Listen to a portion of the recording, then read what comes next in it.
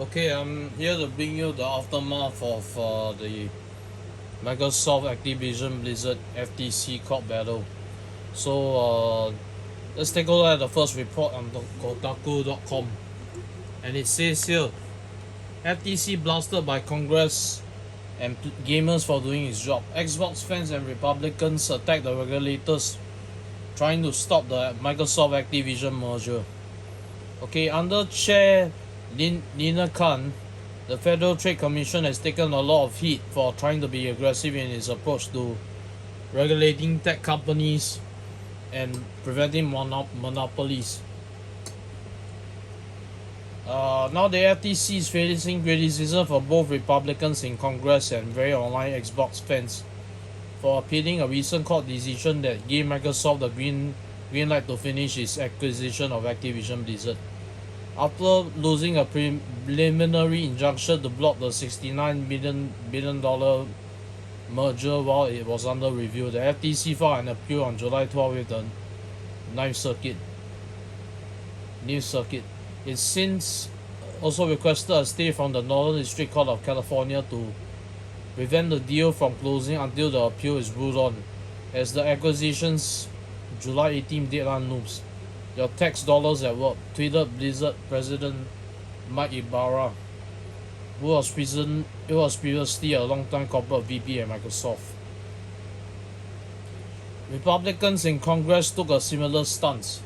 Testifying during an oversight hearing, Khan was hammered by GOP representatives for pursuing too many antitrust cases and losing many of them.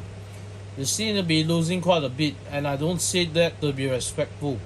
But these are, after all, taxpayer funds, Republican Kevin Cayley said during the hearing via IGN. He continued, the court not only rejected your assertion of a likely anti-competitive effect, but found just the opposite. The record evidence points to more consumer access. So why should Americans have faith in your judgment when this Biden-appointed judge says you're so far off the mark? Republican Darrell Issa, meanwhile, called Khan a bully for trying to prevent Microsoft from gaining an advantage over its Japanese competitor Sony. It didn't take long for some of the loudest voices in the Xbox community to pile on. Lina Khan is getting fried, roasted, cooked and buttered, wrote influencer Uni Sensei, retweeting hearing footage like it was an E3 press conference. Ouch. Maybe keep consumers and competitive markets a priority and not a political line and you won't get cooked, Khan, tweeted YouTuber Code Eastwood.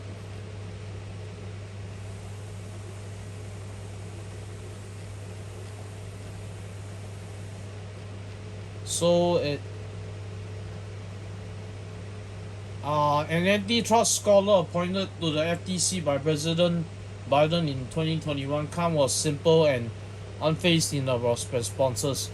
We fight hard when we believe there was a law violation, and unfortunately things don't always go our way. She said during the hearing that is, after all, the agency's mandate, regardless of what fans, executives or politicians it might upset. Okay, let's go to the second part of the report, which is the Call of Duty pulling out of Steam in 2018. Let's take a look at it. And it says here, Microsoft pulling Call of Duty from Steam was a failure. New court docs reveal Activision pulling COD from Steam didn't help boost Battle.net. In a new filing from Microsoft detailing the company's post-trial findings and conclusions after its recent victory in court against the Federal Trade Commission, the Xbox maker revealed that Call of Duty leaving Steam was part of an Activision plan to grow Battle.net. But according to the docs, this controversial move was a resounding failure. In 2018, Activision announced that the PC version of Call of Duty Black Ops 4 would skip Steam and launch exclusively on Blizzard's Battle.net service. And for about 5 years, Activision stuck to this plan, even though it frustrated fans. Then in 2022, Activision reversed course and released Call of Duty Modern Warfare 2 on Steam. They did so because it cared so much about the fans and wanted to do something nice.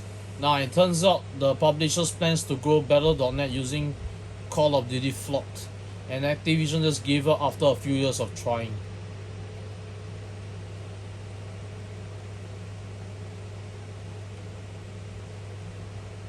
So it says here the information comes from a July 13 court filing from Microsoft that is part of its ongoing legal battle against the FTC as the government entity tries to stop Microsoft from moving ahead with its plans to buy Activision Blizzard for $69 billion. In the new doc, Microsoft's legal team uses two examples to show that the platform, which includes consoles, digital stores, and streaming game services, doesn't need Call of Duty to succeed, and that having success to the popular FAS series doesn't guarantee success. Call of Duty leaving Steam didn't help anyone. Microsoft characterizes Activision's 2018 decision to make COD a Battle.net exclusive on PC as a resounding failure. The new filing explains that the reasoning behind the controversial move was to attract users to and grow Activision's Blizzard's own PC BAME store and launcher Battle.net. However, this didn't work. Battle.net's monthly active users remained relatively flat during the period where it had exclusive access to Call of Duty. Steam's monthly active user count only grew larger and larger during that same time period, expanding from 67 million users in 2017 to 132 million in 2021. The point Microsoft's legal team is trying to make is that Call of Duty isn't needed to be successful, and even if a platform has it, it doesn't mean that that platform will see a huge increase in customers. So according to Microsoft, even if it made Call of Duty an Xbox exclusive, which it continues to say it won't, it wouldn't matter because there already exist platforms that have succeeded without COD. So first, Activision has not released a single Call of Duty title on the Nintendo Switch, and indeed has not released any Call of Duty titles on the Nintendo platform since it released Call of Duty Ghosts on the Nintendo Wii U in 2013. Without access to a single Call of Duty title, the Nintendo Switch has still been a resounding success and is the second best-selling gaming console in the United States today, behind only Sony's PlayStation, while ahead of Microsoft's Xbox. In the same section of the doc, Xbox's lawyers point to the Switch as another example of how a platform can succeed, despite not having access to Call of Duty. Microsoft's legal team also suggests that if Activision content became exclusive to Xbox, PlayStation maker Sony could respond in various ways, including lowering prices or buying some third-party studios and publishers. While all of this might be true, it does ignore the fact that even when COD was exclusive to Battle.net, it was still available to anyone who owned a PC. That wouldn't be the case for PlayStation owners if the shooter series became an Xbox exclusive. If you're tired of all the legal drama and court dust, I got some sad news. It ain't over quite yet. On Thursday, the FTC appealed the court's decision from earlier this week that allowed Microsoft and Activision to proceed with the merger. And meanwhile, the Xbox maker still has to deal with the UK CMA, which has yet to approve the deal. This ain't over yet.